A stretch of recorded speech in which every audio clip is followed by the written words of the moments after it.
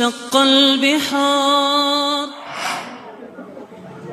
Bismillahirrahmanirrahim. Alhamdulillah wassalatu wassalamu ala rasulillah wa ala alihi wa sahbihi wa man tabi'ahum bi ihsanin ila yaumil qiyamah, amma ba'du. Kita melanjutkan fikih an-nikah, pernikahan. Dan pertemuan sebelumnya kita telah menjelaskan tentang al-khul'u, yaitu menggugat cerai, meminta perceraian. Dan al-khul'u atau khulu' artinya adalah tolakun bi'iwatin maqsudin raji'in ila jihati zauj, perceraian dengan ganti rugi yang manfaatnya kembali kepada suami, yaitu maksudnya istri meminta kepada suami untuk menceraikan dirinya dengan istri membayar sesuatu kepada suami. Itu yang dinamakan dengan khulu'. Dan khulu' ini hukumnya boleh, tetapi jika ada alasan yang membolehkan wanita untuk meminta perceraian. Jika tidak ada alasan, maka wanita itu diharamkan bagi dia surga. Dan wanita itu termasuk wanita yang munafik, wanita-wanita yang minta cerai tanpa ada alasan. Dan alasan yang membolehkan orang untuk minta cerai itu ada 5 yang telah kita sebutkan. Yang pertama, karena istri benci kepada akhlak suami, seperti kasar atau emosional. Kemudian yang kedua, istri benci kepada sifat fisik, seperti cacat atau yang lainnya. Kemudian ketiga, suami kurang dalam agama, seperti suaminya berbuat dosa dan maksiat. Kemudian keempat, suami tidak menunaikan nafkah lahir. Kemudian yang kelima, suami tidak menunaikan nafkah batin. Jika ada alasan ini, maka seorang wanita boleh bagi dia untuk minta perceraian. Dan ketika menceraikan kemudian sudah disepakati ganti rugi nominal harta yang akan dibayarkan oleh istri kepada suami, maka berarti istri harus membayar. Dan barang yang dijadikan sebagai ganti rugi yang dibayarkan oleh istri kepada suami, ada beberapa persyaratan. Yang pertama, syaratnya barangnya bisa dimanfaatkan. Maka kalau tidak bisa dimanfaatkan, maka tidak dibolehkan. Yang kedua, bendanya harus jelas, yaitu apa. Kalau tidak jelas, misalkan istri mengatakan, suamiku kamu ceraikan saya, nanti akan saya berikan sesuatu. Sesuatu itu apa? Enggak jelas. Maka ini dinamakan dengan khulu' yang fasid, gugat cerai yang rusak. Dan nanti istri wajib membayar mahar mithal, yaitu membayar sejumlah dengan mahar. Kemudian ketiga, syaratnya itu manfaatnya harus kembali kepada suami. Kalau manfaatnya kembali kepada bukan suami, ke panti asuhan, pondok pesantren, masjid, maka tidak sah. Kemudian keempat, barangnya itu bisa diserah terimakan. Dan serah terima itu ada 2, serah terima secara langsung, yaitu bendanya itu ada, atau serah terima secara syariat, yaitu bendanya tidak ada sangkut pautan dengan akad yang lain. Kita baca lagi sedikit tentang masalah khulu'. Nanti setelah itu kita baru masuk ke bab berikutnya. Al-Imam Abu Syuja' rahimahullah ta'ala beliau berkata, faslun al-khul'u wal khul'u jaizun ala iwadin ma'lumin. Khulu' boleh hukumnya dan harus dengan iwadin. Iwadin itu ganti rugi, maklumin yang harus jelas nominalnya. wa tamliku bihil mar'atu nafsaha, dan dengan khulu, yaitu kalau sudah terjadi khulu maka wanita itu memiliki dirinya sendiri, yaitu dia menjadi wanita yang merdeka, tidak ada sangkut pautan pernikahan. Wala raj'ata lahu 'alaiha illa binikahin jadidin, dan tidak ada rujuk, yaitu suaminya tidak boleh merujuk kepada istri itu illa binikahin jadid, kecuali harus dengan pernikahan yang baru dan istrinya harus mengizinkan, yaitu kayak seorang yang mau menikah, yaitu walaupun mereka pernah menikah, setelah itu kalau terjadi khulu, kemudian kalau mereka mau menikah lagi, ya ibaratnya mereka itu kayak mau menikah dengan pernikahan yang baru, harus dengan seizin wali, kemudian nanti harus ada akad, harus ada mahar, semuanya ada, jadi kayak orang nikah baru. Wa yajuzul khul'u fit tuhri wa fil haidhi, dan boleh khulu' itu terjadi ketika wanita itu kondisinya suci atau ketika wanita itu kondisinya haid. Dan itu nanti yang membedakan antara khulu' dengan perceraian, tolak. Nanti kalau tolak itu mencerai istri dalam kondisi haid, hukumnya haram. Hukumnya haram. Kalau ini hukumnya boleh. Ini nanti yang membedakan antara khulu' dengan tolak. Sama-sama itu perceraian dari suami, tetapi bedanya itu kalau khulu' itu boleh ketika wanitanya itu suci maupun haid, sedangkan tolak hukumnya haram. Menceraikan istri dalam kondisi haid hukumnya haram. Jadi wa yajuzul khul'u fit tuhri wa fil haidi, boleh menceraikan boleh khulu' istrinya dalam kondisi dia itu suci atau kondisinya dia sedang haid. Wala yalhaqul mukhtali'ata at-talaqu, dan seorang wanita yang sudah dikhulu tidak bisa lagi dicerai oleh suaminya. Yaitu misalkan sudah selesai khulu kemudian pengen menceraikan lagi, tidak bisa. Kenapa? Karena khulu itu sudah berpisah dengan khulu, sehingga suami tidak punya hak lagi untuk menceraikan.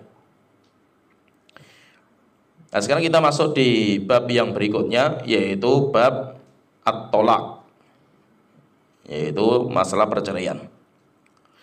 Kita bacakan dulu, setelah itu kita jelaskan. Qala mu'allifu rahimahullah ta'ala, faslun bab at-tolaqu, yaitu bab at-tolak, perceraian. Wat-tolaqu dorbani sharihun wa kinayatun.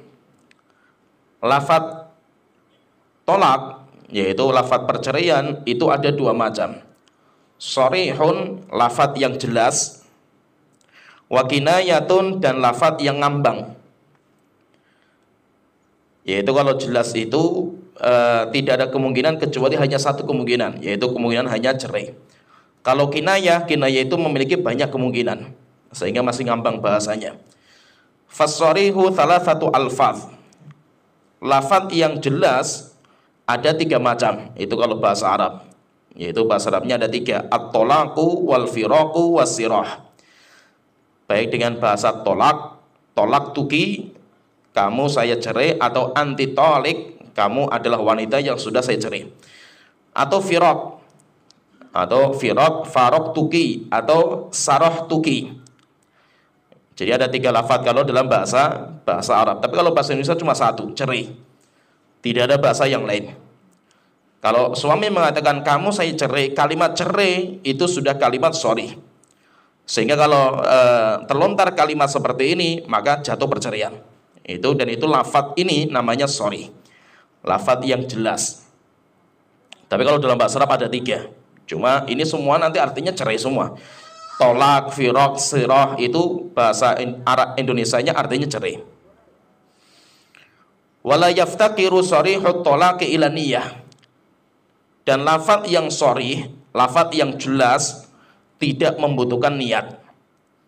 Misalkan ada orang, dia mengatakan kepada istrinya, kamu saya cerai. Walaupun niatnya itu bercanda, walaupun dia itu cuma main-main, jatuh. Atau ketika mengatakan dia itu kan kondisinya marah, setelah itu dia itu menyesal. Ketika sudah kemarahannya itu sudah hilang, setelah itu menyesal terhadap ucapannya. Bagaimana hukumnya? Hukumnya tidak, tetap jatuh. Kenapa? Karena kalau lafadznya itu sudah sharih jelas, tidak butuh niat. Anda mau punya niat ketika mengatakan maupun tidak, jatuh. Itu namanya lafadz yang sharih.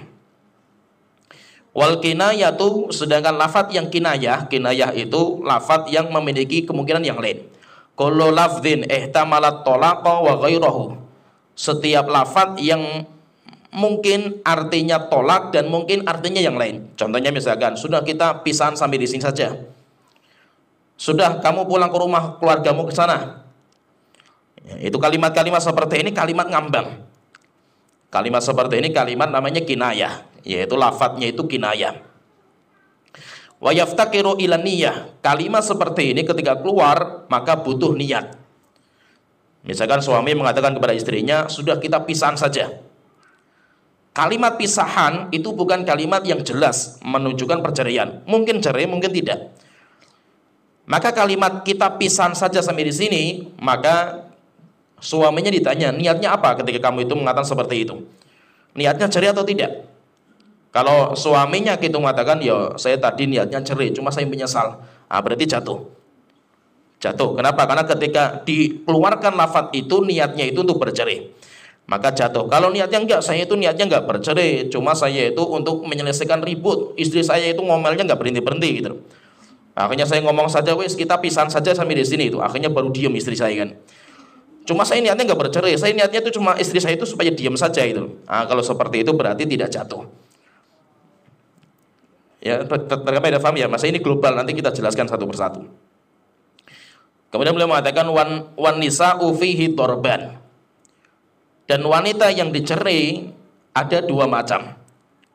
Wanita yang dicerai ada dua macam. Dorbun, yang pertama, dorbun fi tolaqihinna sunnatun wa bid'atun. Wanita yang dalam perceraiannya itu ada sunnah dan bid'ah. Yaitu ada sunnah perceraian, bid'ah perceraian. Wahunna dzawatul haid. Siapa itu? Adalah wanita-wanita yang memiliki haid. Wanita-wanita, istri yang memiliki haid. Seorang wanita yang dia punya haid, maka perceraiannya itu nanti namanya perceraian yang sunnah dan perceraian yang bid'ah.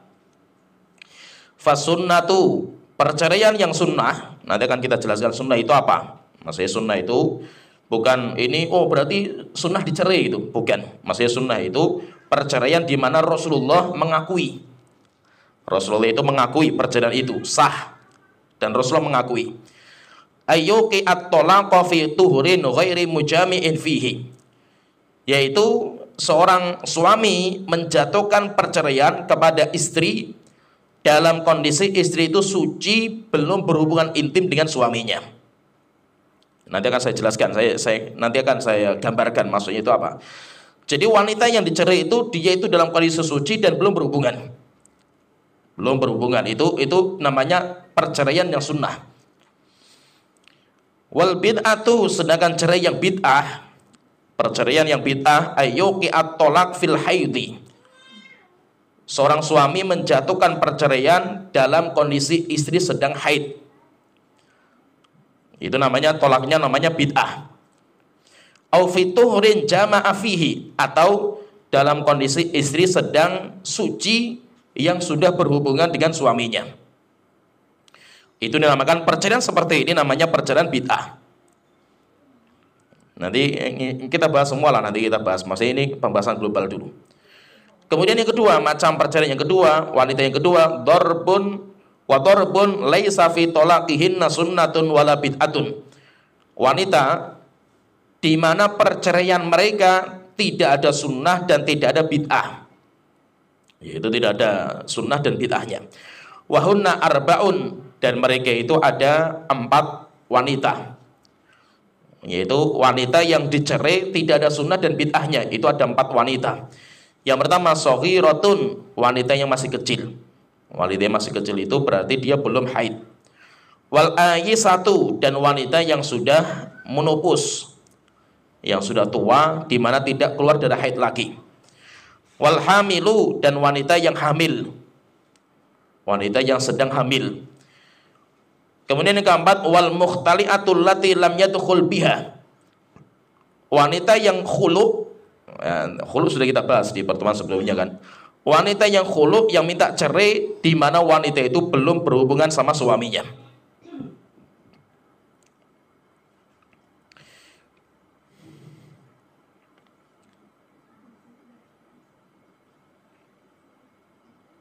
Nanti pasal berikutnya kita bahas di pertemuan berikutnya. Ini kita lanjutkan dulu aja. Kita lanjutkan nanti kita bahas. Kemudian karena ini masih ada sangkutnya dengan pembahasan sebelumnya. Belum ada faslun bab berikutnya. Tolakul hurri wal abdi. Perceraian seorang yang merdeka, yaitu suami yang merdeka dan suami yang budak. Wa yamlikul hurru thalatha tatliqatin. Seorang suami yang merdeka, dia memiliki 3 kali perceraian, yaitu hanya 3 kali saja. Wal abdu tatliqataini. Dan seorang budak, yaitu suami yang budak, dia memiliki 2 kali perceraian saja, yaitu cuma 2 kali dia itu boleh mengatakan kalimat cerai. Wa yasihul istithna'u fit talaqi idza wasalahu bihi. Dan boleh mengistithna.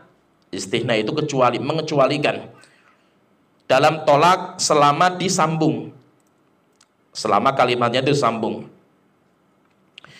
Misalkan gini, kalau orang mengatakan kamu saya cerai 2 kali kecuali sekali. Kamu saya cerai 2 kali kecuali sekali. Kecuali itu namanya istisna, dinamakan dengan istisna. Terus bagaimana kalau seperti ini? Jatuhnya cuma 1. Selama apa? Selama kalimat istisna itu disambung. Kamu saya cerai kecuali. Nah, kalimat kecualinya itu disambung dengan lafaz sebelumnya. Kalau tidak disambung maka tidak sah istisnanya. Wa yasihu ta'liquhu bisifati wa syarti. Dan boleh mencerai dengan dikaitkan sesuatu sifat atau syarat. Misalkan kamu saya cerai kalau misalkan kalau kamu masih keluar rumah lagi. Nah, kalimat ini kamu saya cerai kalau kamu keluar rumah lagi tanpa izin saya. Kalau wanita itu keluar rumah tanpa izin saya, jatuh perceraian. Itu namakan dengan perceraian dengan syarat atau dengan sifat tertentu. Wala yaqa'ut talaqu qabla nikah. Dan tidak ada perceraian sebelum pernikahan, yaitu sebelum akad nikah enggak ada namanya perceraian. Wa arba'un la yaqa'ut talaquhum. Dan ada 4 orang di mana perceraian mereka enggak dianggap. Kalau ngomong cerai tidak dianggap. As-sabiyyu, yang pertama anak kecil, yaitu kalau suaminya itu belum balik, mengatakan kepada istrinya kamu saya cerai, enggak sah. Walaupun statusnya suami, tapi kalau belum balik enggak sah. Kemudian yang kedua wal majnun, orang yang gila. Kemudian yang ketiga an-naim, orang yang tidur. Kemudian yang keempat al-mukrah, seorang yang dipaksa untuk menceraikan. Akhirnya dia setelah itu menceraikan karena terpaksa. Ini pembahasan yang akan dibahas oleh penulis tentang masalah perceraian. Cerai yaitu perceraian itu apa? Perceraian itu jadi tolak, kalimat tolak itu kalau secara bahasa itu artinya melepas ikatan. Tolak itu secara bahasa artinya melepas ikatan, atau dinamakan dengan halul qaid. Kemudian kalau secara istilah tolak itu apa? Halu aqdin nikah bilafdit tolak au nahwihi. Melepas ikatan pernikahan dengan lafaz cerai atau lafaz yang lain. Yaitu lafaz tolak itu ya tadi kita sebutkan ada tolak, ada sirah, ada firaq. Kalau bahasa Arab, kalau bahasa kita ya lafaznya cerai, tidak ada dengan bahasa yang lain, yaitu cerai atau gitu. Itu kalau sore, atau kalau dia itu enggak sore ya dia itu pakainya yang lain. Pisah sampai di sini, sudah kamu pulang ke rumah orang tua dan yang lainnya. Nah, saya tuliskan.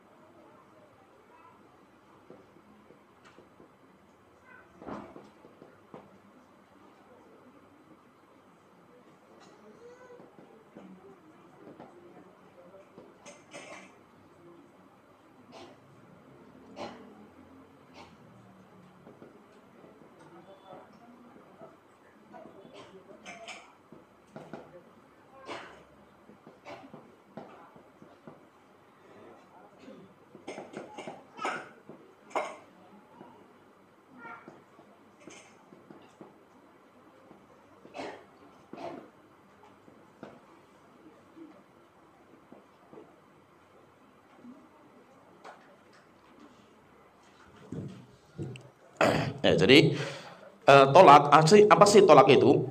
Atau perceraian itu apa? Tolak itu secara bahasa artinya halul qaid, melepas ikatan. Qaid itu ikatan, hal itu melepas, jadi melepas ikatan. Tangan saya diikat, kemudian saya lepas ikatan saya, itu namanya tolak tu habl, yaitu saya melepas tali. Itu namanya tolak. Jadi tolak itu melepas. Sedangkan istilah tolak itu apa? Halu aqdi zaujiyati bilafdhi tolak wa nahwi. Melepas ikatan pernikahan. Jadi pernikahan itu sebuah ikatan. Itu dilepas dengan lafaz perceraian, dengan lafaz cerai atau lafaz yang lain, yang itu munculnya dari suami. Telah kita sebutkan bahwa akad nikah namanya akad. Dulu kan kita pernah bicara masalah akad. Akad itu atau dinamakan dengan akadun nikah. Namanya akad. Sehingga sering kita namanya akad. Nah, kalau bahasa kitanya akad. Akad itu apa sih akad itu? Akad itu ikatan. Maka itu kalau kita baca surat Al-Falaq itu wa min syarrin nafatsati fil 'uqad. Dari berlindung dari wanita tukang sihir yang meniup di ikatan uqad. Ikatan berarti akdun nikah, ikatan pernikahan. Sampai kalau di dalam Al-Qur'an itu Allah telah jelaskan pernikahan itu dinamakan dengan mitsaq. Mitsaq yaitu wathaq. Wathaq itu juga ikatan. Sebuah ikatan. Nah, dulu kita sebutkan bahwa ikatan pernikahan, orang ketika menikah, suami mengatakan qabiltu. Ketika suami mengatakan qabiltu berarti ikatan sudah diikat. Yaitu maksudnya itu dengan qabiltu itu status berubah semua. Lah ikatan ini, ikatan pernikahan ini tidak bisa lepas kecuali satu dari dua. Jadi yang bisa melepas itu cuma satu dari dua saja. Yang pertama yang melepas adalah suami. Suaminya yang melepas. Kalau istri nggak bisa. Istri tidak bisa, harus suami. Kemudian yang kedua, kalau suami tidak mau melepas, maka pengadilan nanti akan melepas. Pengadilan, maka itu nikah siri itu bahaya. Sering saya sebutkan bahwa nikah siri itu bahaya. Kalau sahnya sah nggak? Sah. Secara hukum syariat sah. Kenapa? Karena dalam akad nikah itu, syarat sahnya akad nikah itu yang penting ada wali, ada suami, ada saksi, itu sudah sah. Kan harus ada wali. Kan pernikahan itu kan dulu pernah kita bahas kan. Orang kalau akad nikah ada wali, ada suami, ada dua saksi, sah pernikahan. Kalau secara undang-undang agama sah, tetapi nanti konsekuensinya berat kalau tidak ada pengadilan. Kalau tidak ada pengadilan, maka itu kalau nikah itu kalau bisa itu nikahnya itu resmi di pengadilan. Kenapa? Karena kalau seandainya nikahnya itu nggak pakai pengadilan, ya pengadilan itu kalau kita KUA lah gitu. Kita itu tanpa KUA, maka nanti KUA tidak bisa melepas. Ikatan pernikahan itu nggak bisa melepas. Sehingga kalau seandainya nikah siri suaminya zalim, ya wanita itu tanggung sendiri. Bisa nggak dia itu lapor ke pengadilan, ke KUA untuk membantu dia? Nggak bisa, karena nggak tercatat. KUA kan nggak ikut campur kan itu. Bisa dipahami ya, paham ya? Nah itu apa? Kalau orang nikah itu harus resmi. Walaupun lah saya kan nggak mau, misalkan ini wanita mau dijadikan istri kedua misalkan itu. Lah saya kan nggak mau terang-terangan. Nggak usah terang-terangan, ngapain terang-terangan kan gitu. Paham ya? Nah, kalau terang-terangan itu namanya walimah, itu beda lagi nanti masalahnya kan itu. Ya paham ya? Misalkan nikahnya berdua, misalkan ada wali, ada suami, ada saksi, datang ke KUA. Wes nikah di KUA, selesai pulang wes nggak ada acara sama sekali. Sah, dan di KUA sudah ditulis di KUA gitu. Ya, tapi kalau nggak ada KUA itu bahaya sekali. Bahayanya kenapa? Karena kalau seandainya suami itu zalim, perempuan itu nggak bisa apa-apa. Perempuan nggak bisa apa-apa. Itu tidak bisa. Perempuan misalkan ini suaminya misalkan ya nikah jadi istri kedua misalkan ya. Tiba-tiba ditinggal sama suaminya. Sudah 10 tahun nggak pernah dinafkahi, nggak pernah diapa-apain selama 10 tahun. Boleh nggak dia itu menikah dengan laki-laki lain? Sudah 10 tahun loh, bayangkan. Nggak bisa, karena ikatan pernikahannya belum lepas. Nah itu siapa yang nikah itu tanpa KUA, maka dia siap nanggung risiko. Nanggung risiko kenapa? Karena yang bisa melepas hanya suami saja. Kalau suaminya tidak mau menceraikan, ya sudah, berarti selamanya wanita itu seperti itu, walaupun zalim. Suaminya zalim, tapi kezaliman tidak menghilangkan ikatan pernikahan. Ya, jadi yang menghilangkan ikatan pernikahan itu lafaz cerai dari suami atau KUA yang membatalkan pengadilan, yang membatalkan dinamakan dengan faskhun nikah. Nah itu kalau KUA atau pengadilan tidak ada daftar di pengadilan, maka itu bahaya. Bahaya berarti kenapa? Karena tidak bisa dilepas sama KUA. Jadi ikatan pernikahan ini yang bisa melepas itu cuma dua, suami dengan lafaz suami itu dengan lafaz cerai, atau pengadilan. Kalau pengadilan nanti dengan undang-undang pengadilan itu yang dinamakan dengan faskhun nikah, dan faskhun nikah sudah kita sebutkan. Lah suami, ini pahami ya, suami ketika menceraikan istri, maka nanti ada dua macam. Suami menceraikan istrinya, mengatakan kamu saya cerai, itu ada dua macam. Yang pertama dinamakan dengan khulu', yang kedua dinamakan dengan tolak. Khulu' sudah kita bahas. Jadi itu semuanya, jadi khulu' dan tolak itu sama. Sama-sama suami yang harus mengucapkan. Suaminya harus mengucapkan kalimat itu. Cuma bedanya kalau khulu istri bayar. Kalau khulu itu istrinya bayar. Tapi kalau tolak itu suami yang bayar nanti. Nanti suami yang bayar. Lah suami memberikan harta kepada istri yang dicerai. Ia dinamakan dengan mut'ah nanti. Ya, nanti kita bahas namanya mut'ah. Jadi bedanya itu kalau khulu keinginan istri yang pengen bercerai, suami tidak pengen bercerai. Tetapi istri yang pengen bercerai, sehingga istri datang kepada suami, tolong ceraikan saya. Kalau suami mengatakan enggak, saya enggak mau. Ya sudah, saya bayarlah, kamu berapa minta bayaran saya bayar. Yang penting saya diceraikan.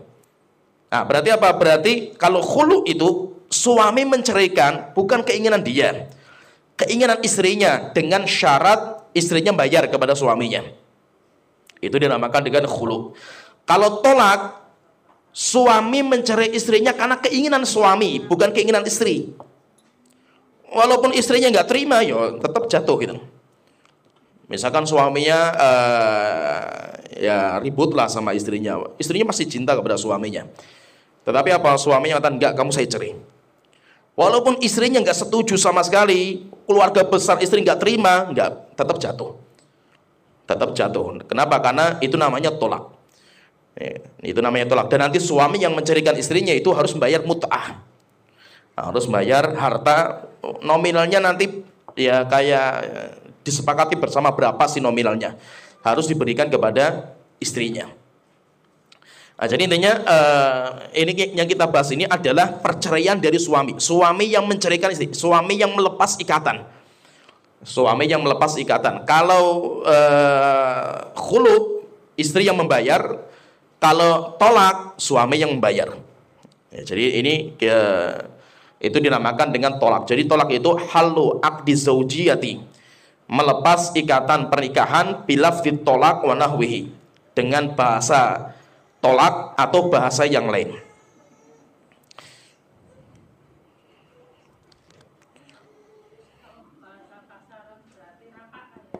Hah? Hah? Rapat. Bahasa pasaran gini mas? Yang apa itu? Cerai. Khulu itu enggak. Kalau biasanya gugat cerai sih. Benar enggak? Namanya apa? Rapat. Rapak. Masa ini bahasa apa ini? Saya baru dengar ini. Atas salah tiga pun nggak ada saya itu, Allah. Saya nggak tahu itu. Rapak, namanya rapak. Rapak. Kalau gugat cerai, gugat cerai kan istrinya menggugat kan perceraian kan itu. Ya intinya seperti itu. Jadi, baik kalau khulu itu permintaan istri. Khulu itu permintaan istri. Kalau tolak keinginan suami.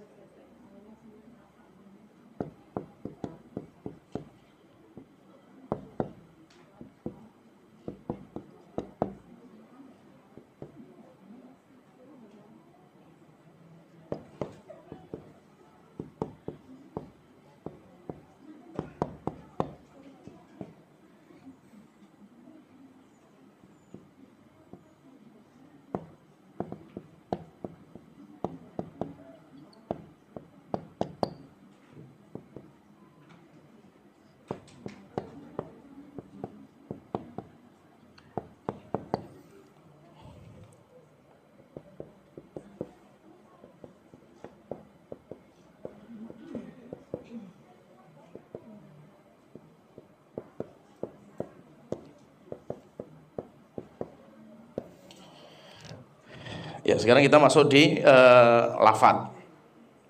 Jadi lafadz cerai yang dikeluarkan oleh suami. Lafadz tolak, yaitu lafadz yang dipakai oleh suami untuk mengatakan kalimat cerai. Itu nanti ada dua, ada yang namanya sharih, ada namanya kinayah. Sharih itu bahasa yang jelas, la yahtamilu ghairat tolak, di mana ketika dimunculkan bahasa itu tidak ada makna yang lain kecuali makna cerai. Maknanya cuma satu, tidak ada makna yang lain. Itu namanya sharih. Kalau yang sharih la yahtaju ila niyyah, tidak membutuhkan niat. Mau orang itu bercanda, mau orang itu bermain-main, mau orang itu marah, semuanya jatuh.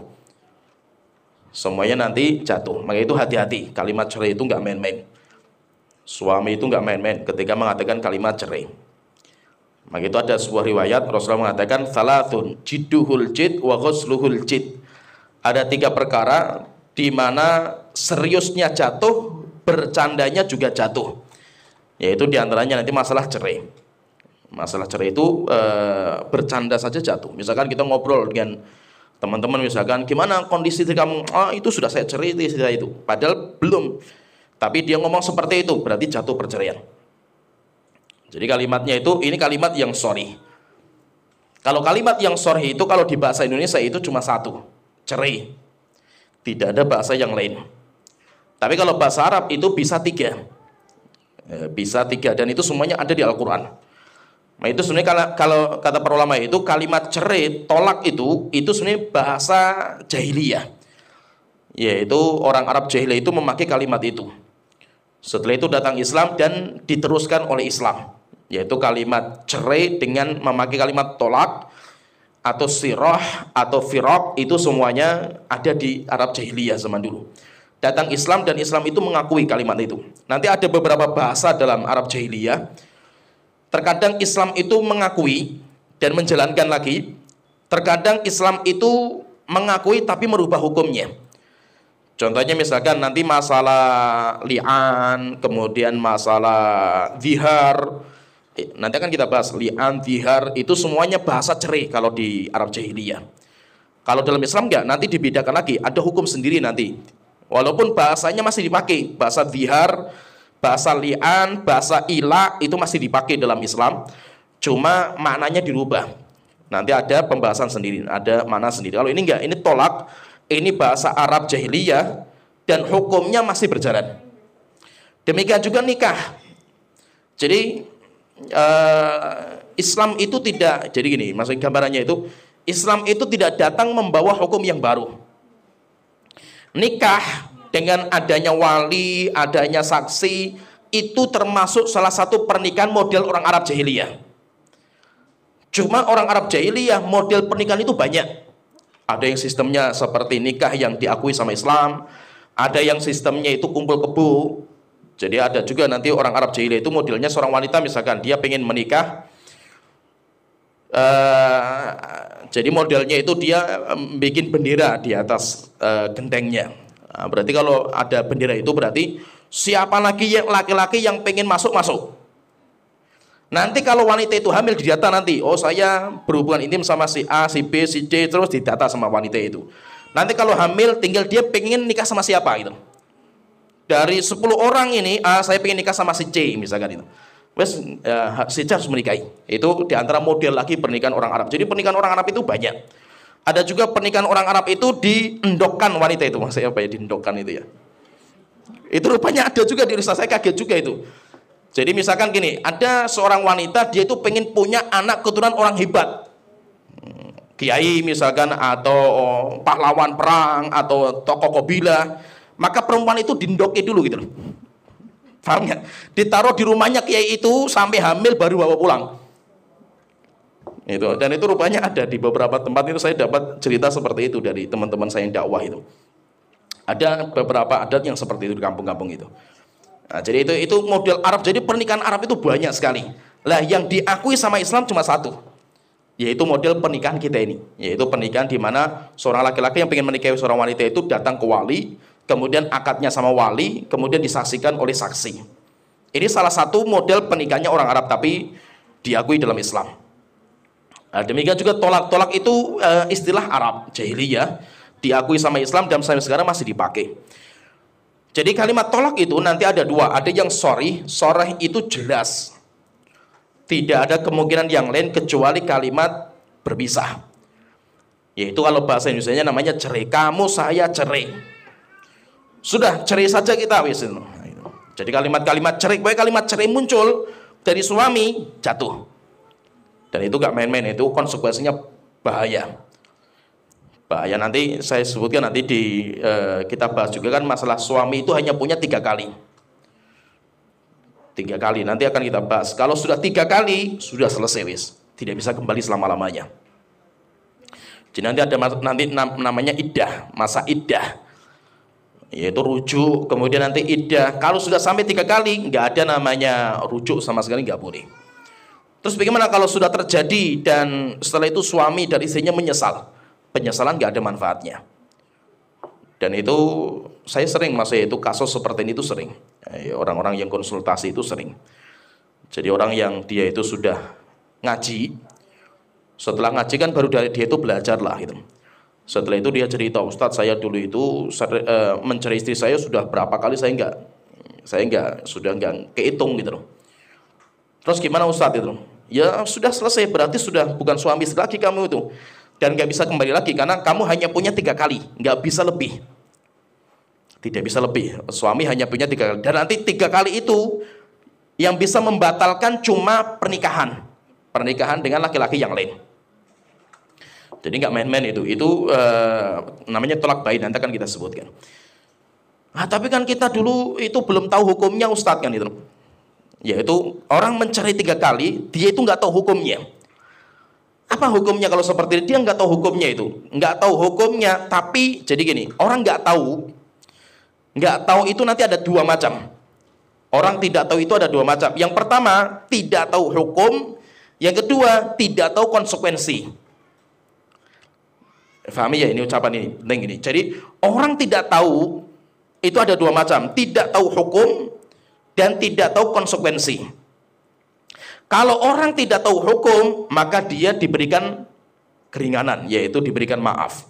Dia tidak dihukum. Tapi kalau orang tahu hukumnya nggak boleh, cuma dia tidak tahu konsekuensinya gitu, maka tetap jatuh hukum itu. Contohnya gini, misalnya saya temukan misalkan ya, seorang wanita sama suami tengkar. Kemudian suami mengatakan kamu saya cerai. Suami tahu ini tuh nggak boleh, sebenarnya bahaya. Cuma dia nggak tahu konsekuensinya. Kalau sudah 3 kali lebih itu bahaya kan itu. Masa itu tidak boleh lagi kembali. Dia tahu kalimat cerai itu sudah terlontar dan itu sebenarnya nggak boleh gitu. Cuma dia nggak tahu konsekuensinya. Kalau rupanya perceraian itu ada jumlahnya, 1 kali, 2 kali, 3 kali itu ada gitu. Dia nggak tahu itu gitu. Akhirnya, aduh saya dulu sudah cerai itu sudah 5 kali mungkin saya ngomong itu. Tapi saya nggak tahu kalau sudah 3 kali itu sudah menjadi tolak bain. Saya nggak tahu. Terus bagaimana kalau seperti ini? Jatuh. Kenapa? Karena dia tahu hukumnya, tidak tahu konsekuensinya. Paham ya? Tergambar ya? Paham ya? Contoh lagi misalkan gini, ada cerita yang laki-laki yang datang ke Rasulullah. Dia bertanya, ya Rasulullah, celaka saya ya Rasulullah. Rasulullah tanya, kenapa? Saya berhubungan sama istri saya ketika siang Ramadan. Saya berhubungan. Maka Rasulullah, kan dia Rasulullah mengatakan, kamu bisa bebaskan budak puasa Ramadan nggak? Puasa 60 hari. Nggak bisa ya Rasulullah. Kamu bisa nggak ngasih makan? Nggak bisa. Bebaskan budak bisa nggak? Nggak bisa.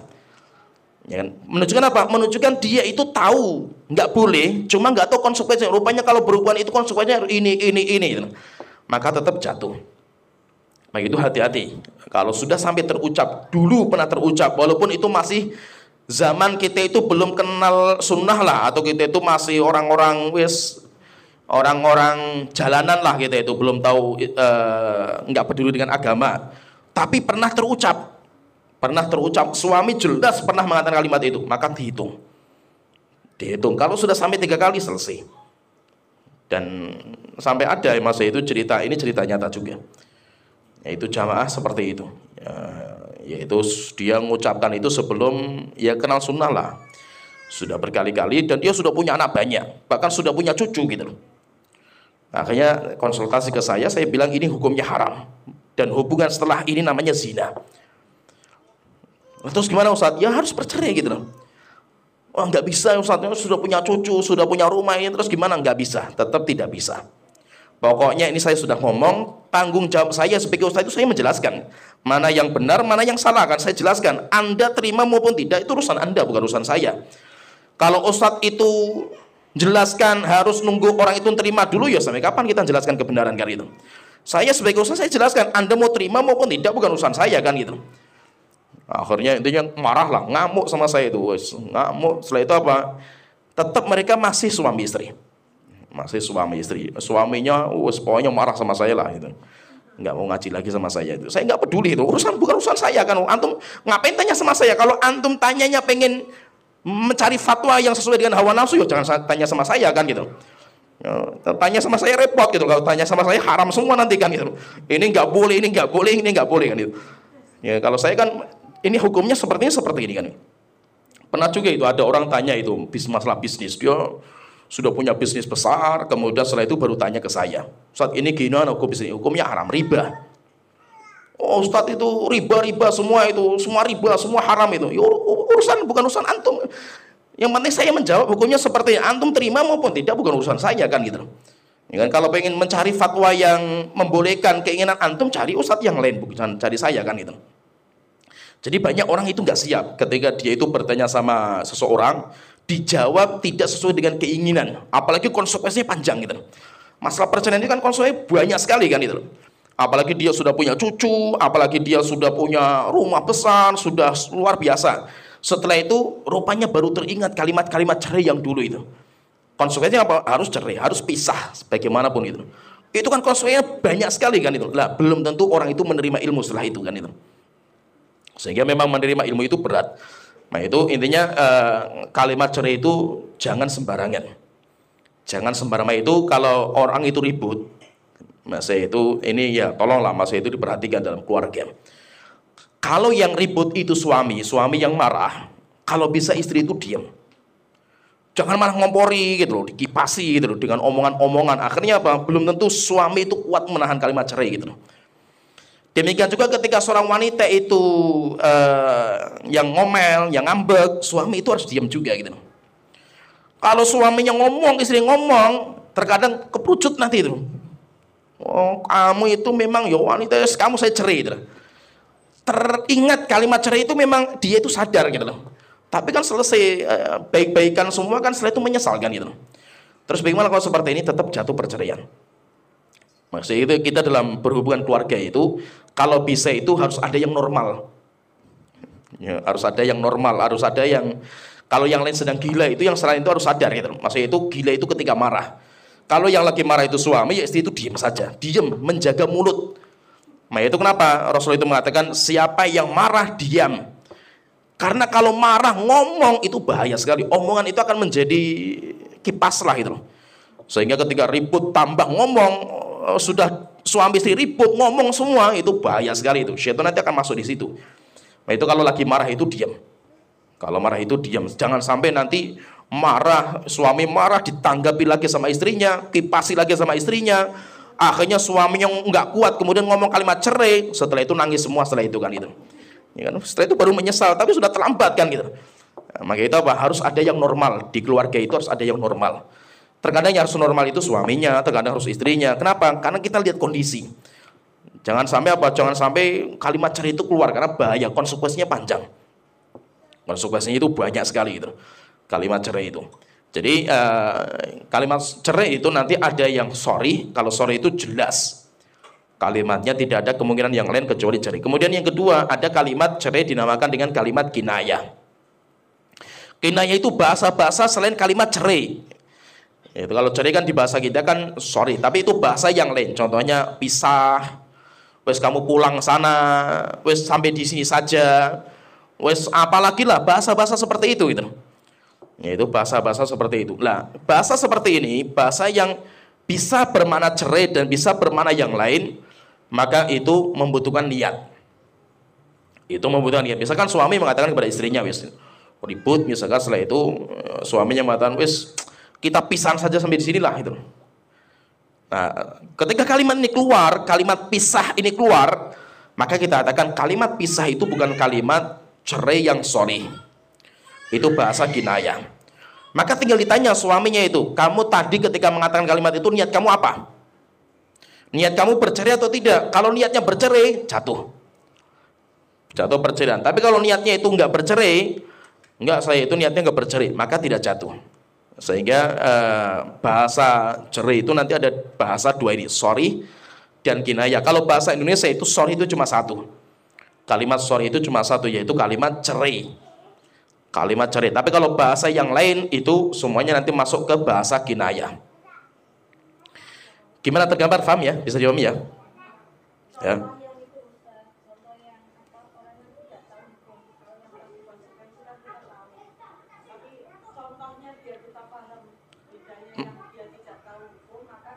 Contohnya gini, contohnya misalkan ada seorang wanita berzina.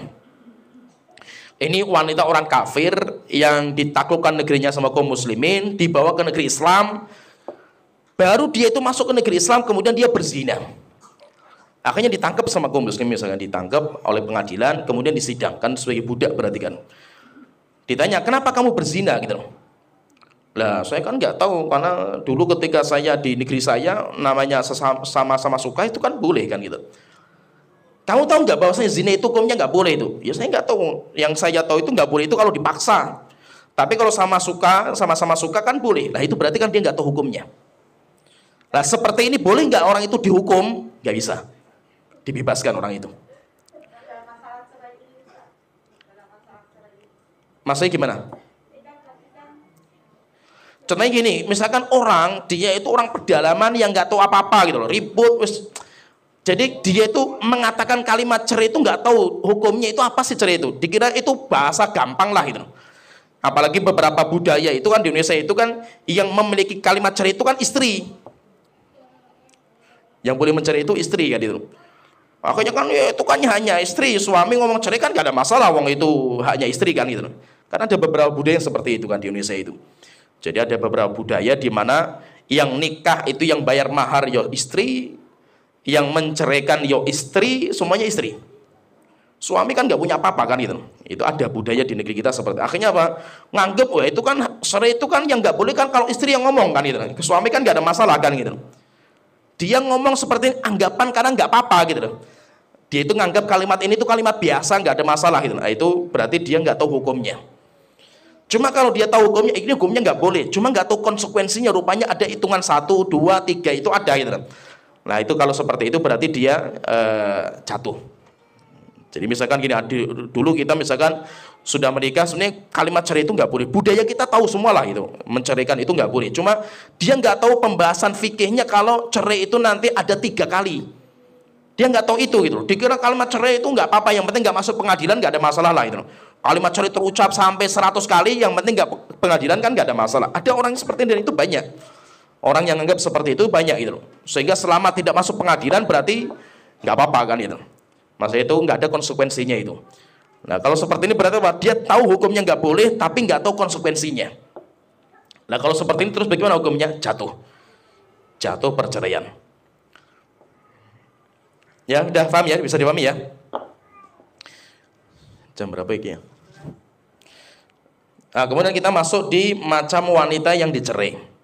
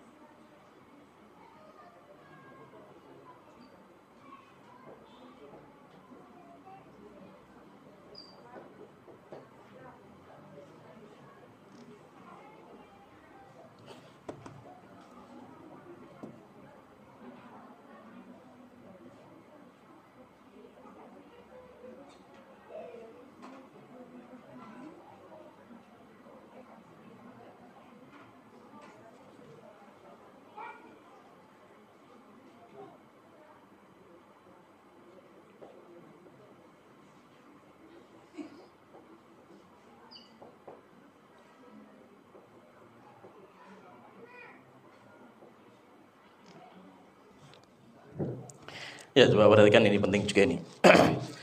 Jadi kita bahas sekarang kondisi wanita ketika dicerai. Sehingga nanti akan mempengaruhi perceraian itu apa namanya itu, karena kondisi wanitanya. Jadi an-nisa fit tolak, wanita dilihat dalam perceraian, yaitu ketika wanita itu dicerai, maka nanti perceraian dilihat dari wanitanya, kondisi istrinya, maka nanti terbagi menjadi 3. Tolakun sunni, perceraian yang sunnah. Kemudian yang kedua, tolakun bid'i, perceraian yang bid'ah. Kemudian yang ketiga, tolakun ghairu sunni wa bid'i, perceraian yang bukan sunnah dan bukan bid'ah. Nah, berarti nanti ada 3 macam. Yang pertama, tolakun sunni, perceraian yang sunnah. Maksudnya perceraian yang sunnah itu apa? Perceraian yang sunnahnya Rasulullah mengakui bahwasanya itulah namanya perceraian yang benar. Perceraian yang asli itu yang itu. Perceraian yang asli itu yang seperti itu. Yaitu apa? Fituhrin lam yujami'ha. Perceraian dalam kondisi istri itu suci dan belum berhubungan intim, tapi sudah pernah berhubungan sama suaminya. Jadi ini nanti yang sunni sama bid'i itu syaratnya jika sudah pernah berhubungan sama suaminya. Misalkan ini saya contohkan tergambar nanti biar namanya perceraian yang asli itu yang tolak sunni ini.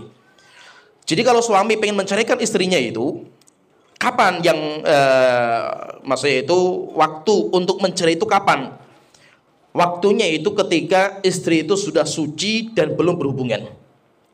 Misalkan gini, saya contohkan misalkan wanita itu haid. Terjadi keributannya itu ketika haid wanita itu. Tapi suaminya tidak mau menceraikan di waktu itu. Kenapa? Karena tahu istrinya sedang haid. Suci dari haid, hari ini suci, besoknya baru diceraikan. Berarti kan diceraikan dalam kondisi si istri itu suci belum berhubungan sama suaminya itu. Nah, itu yang dinamakan dengan tolak sunni. Atau misalkan wanita itu suci dari haid misalkan tanggal 1 suci dari haid. Kemudian sampai tanggal 5 belum pernah berhubungan di waktu itu. Tanggal 1 sampai 5 nggak pernah berhubungan. Setelah itu suami terjadi keributan, kemudian suami menceraikan, kamu saya cerai. Dicerai dalam kondisi wanita itu suci belum berhubungan sama suaminya, tapi pernah berhubungan sebelumnya. Nah, itu dinamakan dengan tolak yang sunni. Gimana tergambar ya, paham ya? Namanya tolak sunni. Kemudian yang kedua, macam yang kedua namanya tolak bid'i. Tolak yang bid'ah. Tolak yang bid'ah itu apa? Hukumnya haram. Hukumnya haram, dosa, tetapi jatuh. Kalau bisa itu rujuk. Langsung rujuk dulu. Setelah itu ditunggu nanti ketika sudah suci baru dicerai. Jadi dinamakan dengan tolak bid'i. Tolak bid'i itu bid'ah karena Rasulullah nggak mengakui. Tidak mengakui masa itu Rasulullah itu melarang perceraian seperti ini. Cuma jatuh. Tetap jatuh perceraian, tapi Rasulullah melarang. Kapan itu? Fituhrin jama'ah. Yaitu yang pertama, perceraian di mana wanita itu suci yang sudah berhubungan. Suci sudah berhubungan. Contohnya misalkan wanita itu suci dari haid tanggal 1. Kemudian tanggal 2 atau tanggal 2 berhubungan intim sama suaminya. Wanita itu berhubungan intim sama suami. Setelah itu tanggal 3-nya terjadi keributan sampai akhirnya suami menceraikan. Lah, perceraian seperti ini dalam kondisi dia itu wanitanya suci tapi berhubungan yang belum jelas ini hamil atau tidak dari hubungan itu. Maka itu dinamakan dengan tolak bid'i. Tolak bid'i. Kenapa tolak bid'i? Karena ini hukumnya haram. Hukumnya haram kenapa? Karena ini statusnya belum jelas dari hubungan itu, punya anak atau tidak. Nah, berarti ini namanya tolak yang bid'i. Jadi dalam yang pertama itu kondisi suci dan sudah berhubungan intim, belum jelas hamil atau tidak. Kecuali kalau sudah jelas. Ya, kalau sudah jelas, misalkan sudah dites pakai alat pengetes kehamilan itu positif, jelas sudah hamil. Setelah itu suaminya mencerai, nah, itu nanti bukan tolak bid'i, nanti ada yang tolak yang ketiga. Jadi yang pertama tolak bid'i itu yang pertama suci yang sudah berhubungan intim sama suaminya. Yang kedua fil haidi, mencerai istri dalam kondisi istri itu haid. Jadi menceraikan istri di mana wanita itu sedang kondisinya haid, maka hukumnya haram. Hukumnya haram, termasuk dosa. tapi jatuh sehingga misalkan terjadi keributan antara suami dan istri dalam kondisi istri sedang haid, kemudian suaminya mengatakan kamu saya cerai, maka dihitung satu perceraian tapi hukumnya dosa. Hukumnya dosa, yaitu kalau bisa harus segera rujuk supaya menghilangkan dosa itu. Rujuk, setelah itu nanti kalau mau cerai setelah suci. Dicerai itu setelah suci. Jadi tolak sunni, tolak bid'i. Ini semuanya kalau ada haidnya. Yang penting semuanya harus ada haid. Kenapa? Kok itu dinamakan sunni dan bid'i? Karena nanti ada konsekuensi. Setelah perceraian itu nanti ada konsekuensi masa iddah. Nanti kan berkaitan masalah masa iddah.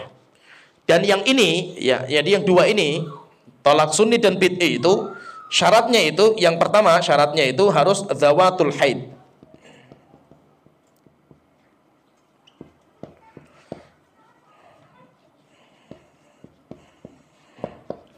Syaratnya ada dua.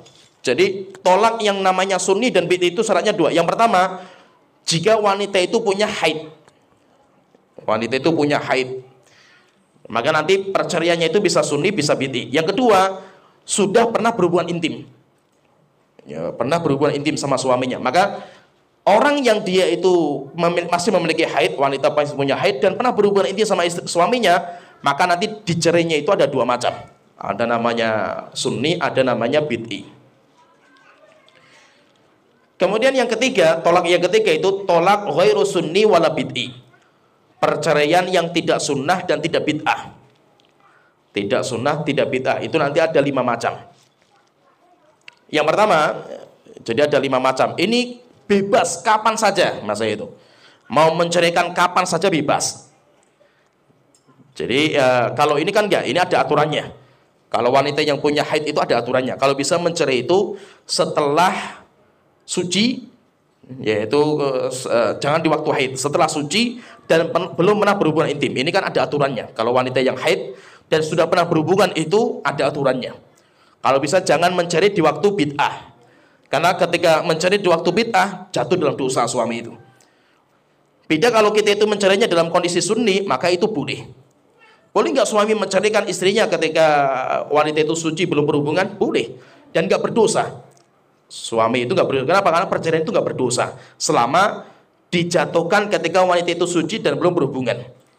Tapi kalau wanita itu haid atau wanita itu sudah berhubungan sama suaminya, maka menjatuhkan kalimat cerai hukumnya haram. Berarti apa? Berarti ada aturan ketika wanita itu sudah pernah berhubungan sama suaminya dan wanita itu memiliki haid, itu ada aturan. Mencerai itu ada aturannya. Tidak setiap marah cerai, nanti marah lagi cerai. Enggak, ada aturannya. Walaupun kita itu marah, misalkan sekarang ributnya parah itu hari ini, tapi ini hari ini itu istri masih haid ini. Akhirnya apa? Ditunda. Menceraikannya itu ditunda. Sampai kapan? Sampai selesai masa haid, baru diceraikan. Berarti apa? Berarti ada aturan. Ada aturan wanita yang sudah pernah berhubungan sama suaminya dan wanita itu memiliki darah haid, maka ada aturan dalam menceraikan. Kemudian yang ketiga, wanita yang ini tidak memiliki haid. Ya, jadi itu selain itulah tidak wanita yang sunni tidak bid'i. Siapa itu? Ada 5 macam. Kalau yang penulis menyebutkan ada 4, tapi kita sebutkan 5. Yang pertama sohirah, wanita yang masih kecil, walaupun sudah pernah berhubungan sama suaminya, yaitu wanita yang belum baligh. Misalkan wanita yang umurnya masih 8 tahun misalkan. Boleh nggak menikah wanita yang masih 8 tahun? Boleh nggak? Boleh. Hatta menikah bayi saja boleh itu. Menikah dengan bayi boleh nggak? Boleh, nggak ada masalah itu. Yang penting pernikahannya sah. Cuma masalah hubungan intim nggak bisa. Harus menunggu wanita itu siap untuk berhubungan intim. Cuma kalau masalah nikah boleh. Yaitu suami masih belum balik pun boleh. Misalkan si wanita dia umurnya 60 tahun misalkan, suaminya masih umur 11 tahun misalkan, boleh. Sah itu, kayak yang di mana itu? Di berita-berita apa itu? Yang wanita sudah tua nikah sama anak masih muda itu. Boleh nggak seperti itu? Boleh, sah gitu. Sah. Jadi boleh. Maksudnya itu wanita dia itu masih kecil belum punya haid dan sudah menikah, kemudian boleh nggak dicerai? Boleh, kapan saja kalau ini nggak ada aturan. Kapan saja, mau haid maupun dia mungkin nggak punya haid kan gitu. Sehingga marah misalkan terjadi keributan langsung dicerai, boleh, nggak apa-apa, nggak ada aturan. Jadi wanita yang dia itu masih kecil. Kemudian yang kedua, wanita yang ayisah. Ayisah itu wanita yang sudah tidak haid lagi. Wanita yang menopause. Wanita yang dia itu sudah tidak haid. Maka itu tidak ada aturan. Ini nanti tidak aturan. Kenapa kok dibahas seperti ini? Karena nanti berkaitan masalah masa iddah. Nanti akan kita bahas di bab berikutnya, namanya masa iddah. Masa iddah itu kalau wanita yang punya haid harus 3 kali suci dari haid. Berarti ada masanya itu. Yaitu haidnya itu menjadi hitungan dalam masa iddah. Sedangkan yang ini tidak pakai haid, tapi pakainya bulan. Nanti akan adalah pembahasan masa iddah. Jadi seorang wanita yang dicerai sama suaminya, kamu saya cerai, maka wanita itu harus menunggu masa iddah. 3 kali quru masa iddah itu. Sampai wanita itu boleh menikah dengan laki-laki yang lain. Masa iddah. Lah masa iddah itu kalau wanita itu punya haid, maka dengan haid, yaitu apa? Dengan suci dari haid. Hitungannya itu. Tapi kalau wanita itu jadi masa suci dari haid, misalkan gini. Kalau dia itu mencerai misalkan yang ini ya, yang sunni. Masih tak gambarkan dulu biar paham. Kenapa kok dibedakan oleh para ulama itu dalam Islam itu dibedakan. Misalkan seorang wanita dia haid tanggal 1. Kemudian tanggal 5 terjadi perceraian. Antara tanggal 1 sampai 5 belum terjadi hubungan intim. Suami mengatakan kamu saya cerai. Maka wanita itu harus menunggu masa iddah. Nanti rujuknya juga masalah itu juga itu, masa iddah juga. Misalkan suami sudah selesai masa iddah pengen rujuk, harus dengan nikah yang baru. Jadi harus ada namanya masa iddah. Masa iddahnya berapa? Kalau wanita yang punya haid, maka 3 kali quru.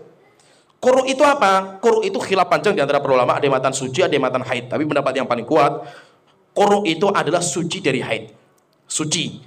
Berarti misalkan gini, tanggal 5 bulan Januari, suami melontarkan kalimat cerai tanggal 5. Maka setelah terjadi perceraian, langsung dihitung masa iddah.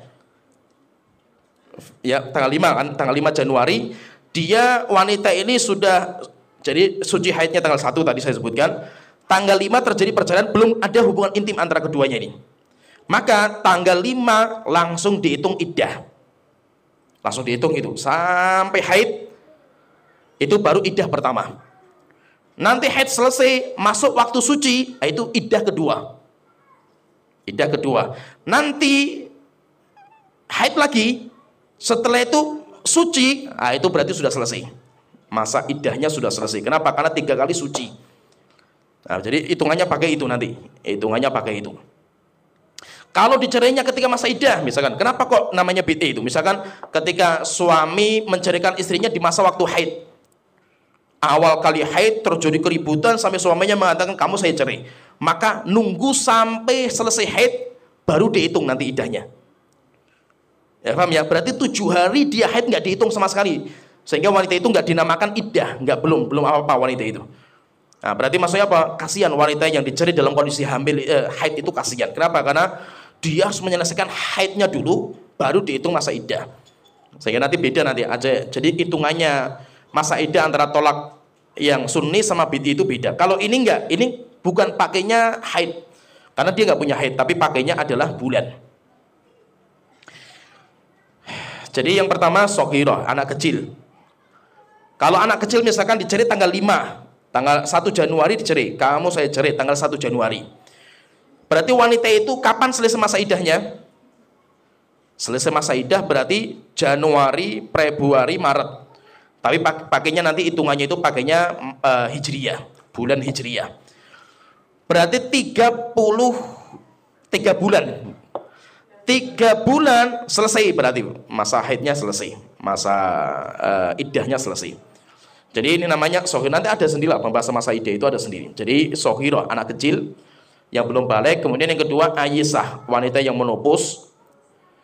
Kemudian yang ghairu madkhul biha, wanita yang belum berhubungan intim sama suaminya. Misalkan gini, seorang wanita dia ada seorang wanita yang dia itu menikah tanggal 1. Setelah menikah akad selesai terjadi keributan, ribut pokoknya urusannya itu. Setelah terjadi keributan, akhirnya setelah itu wanita itu dicerai. Belum pernah malam pertama, belum pernah berhubungan intim antara suami dan istri, tapi langsung dicerai. Maka wanita ini termasuk wanita yang ini, yang dalam pernikahannya itu tidak ada sunnah, tidak ada bid'ah. Jadi yang ketiga itu wanita yang dia itu belum berhubungan intim sama suaminya.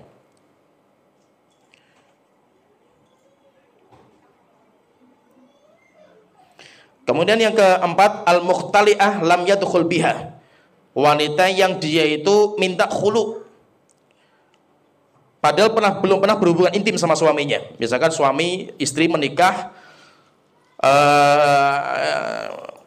karena suaminya itu bahasanya kasar misalkan ya, masih ketika apalah itu, akhirnya wanitanya minta cerai itu. Padahal belum pernah malam pertama, masih belum berhubungan intim. Terus bagaimana kalau seperti ini? Maka kalau seperti ini berarti ini tolaknya seperti ini itu dia itu bukan sunni, bukan bid'i. Ya paham ya, namanya mukhtali'ah lam yadkhul biha itu maksudnya wanita yang dia minta cerai dalam kondisi belum pernah berhubungan intim sama suaminya. Nah, itu berarti ini namanya tidak sunni, tidak bid'i. Kemudian yang kelima, ini keliru ini.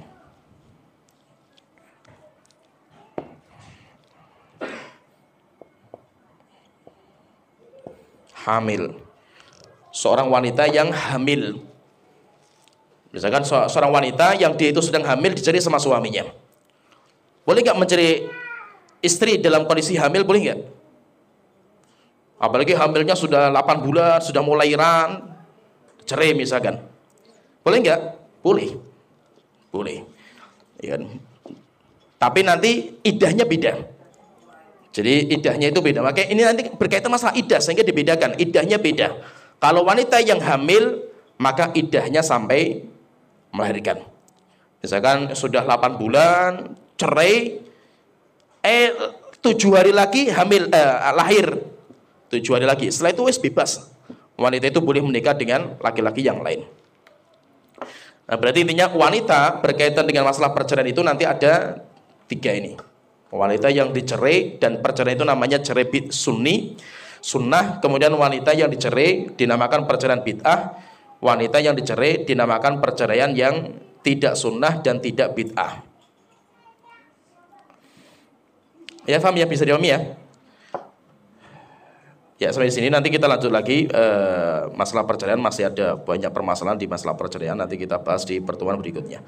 Sampai di sini wa akhiru da'wana alhamdulillahirabbil alamin sallallahu alaihi Muhammad wa ala alihi washabbihi ajmain.